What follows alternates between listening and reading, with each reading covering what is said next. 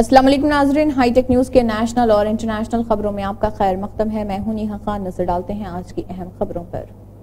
Social media کے منفی اثرات کا ذکر کرتے ہوئے ٹیک ارب پتی ایلن مسک نے کہا ہے کہ اس کا زیادہ استعمال بچوں کے لیے نقصان دہ ہو سکتا ہے۔ انہوں نے ایک پوسٹ میں کہا، سوشل میڈیا کا ضرورت سے زیادہ استعمال بچوں کے لیے بہت برا ہے۔ حال ہی میں پیرس میں ویوا ٹیک میلے سے خطاب کرتے ہوئے ایلن مسک نے بچوں پر سوشل میڈیا کے استعمال کے اثرات پر زور دیا۔ انہوں نے کہا کہ سوشل میڈیا کمپنیاں ایپ پر صارف کی مصروفیت بڑھانے کے لیے مصنوعی ذہانت AI کا استعمال کرتی ہیں، جس سے دماغ میں خوشی کے احساس سے پیدا ہونے والے کیمیکل ڈوپامائن میں اضافہ ہوتا ہے۔ بچے زیادہ تر اس تکنیک کا شکار ہوتے ہیں۔ ایلن مسک نے تمام والدین پر زور دیا کہ وہ اپنے بچوں کے سوشل میڈیا کے استعمال کو محدود کریں۔ عالمی عدالت انصاف نے اسرائیل کو فوری طور پر رفح میں اپنی کارروائیوں کو روکنے کا حکم دیا۔ عالمی عدالت انصاف نے غزہ میں جنگ بندی پر عمل درآمد کے لیے جنوبی افریقی درخواست پر فیصلہ سنایا۔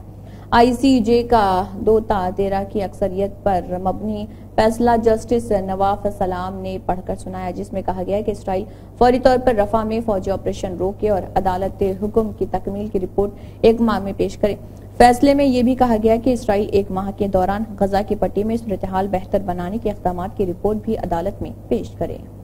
Instant messaging application what's app ایک ایسے فیچر پر کام کر رہی جو صارفین کو بغیر پڑھے پیغامات کی نوٹیفیکیشن آسانی کے ساتھ ختم کرنے میں مدد دے گا۔ یہ نئی اپ ڈیٹ ایک آپشن کی صورت میں ہوگی جو بغیر پڑھے پیغامات کو ایپ کھولے جانے پر خود بخود ختم کر دے گی۔ واٹس ایپ بیٹا انفو کی رپورٹ کے مطابق کمپنی کی جانب سے جاری کی گئی اس اپ ڈیٹ کی نشاندہی واٹس ایپ بیٹا کے اینڈرائیڈ ورژن 2.24.11.13 میں کی گئی ہے۔ اس فیچر کا بنیادی مقصد صارفین کو موصول ہونے والے پیغامات کے ذخیرے اور نفسیاتی بوجھ کو کم کرنا ہے۔ اس فیچر کو استعمال کرتے ہوئے صارفین ہر بار واٹس ایپ کھول کر نوٹیفیکیشن 0 سے شروع کر سکیں گے۔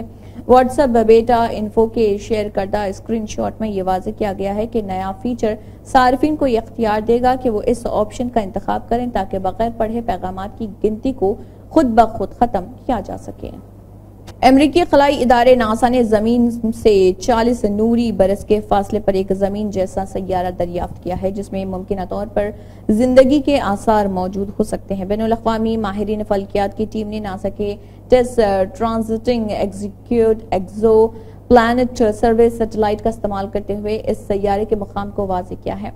اس طرح کی دریافتیں عموماً ٹرانزٹ میتھڈ کے تحت ہوتی ہیں۔ اس طریقہ کار میں سیارے کی نشاندہی اس کے مرکزی ستارے کے سامنے سے گزرتے وقت ستارے کی چمک کم ہونے پر کی جاتی ہے۔ گلیس 12b نامی یہ ایکزو پلانٹ ہمارے نظام شمسی سے باہر موجود سیارے کا سائز ہمارے سیارے سے تھوڑا کم ہے اور اس کا اندازاً درجہ حرارت 41.6 ڈگری سیلسیس ہے، جس سے یہ خیال کیا جاتا ہے کہ یہ کوئی ایٹماسفیئر نہیں رکھتا۔ گلیس 12b سیارہ رہائش کے قبل علاقے کے اندرونی حصے میں واقع ہے۔ کسی بھی ستاروی نظام میں رہائش کے قابل علاقہ مرکزی ستارے سے اتنے فاصلے کو قرار دیا جاتا ہے جہاں سیاروں پر پانی مائع شکل میں وجود رکھ سکے۔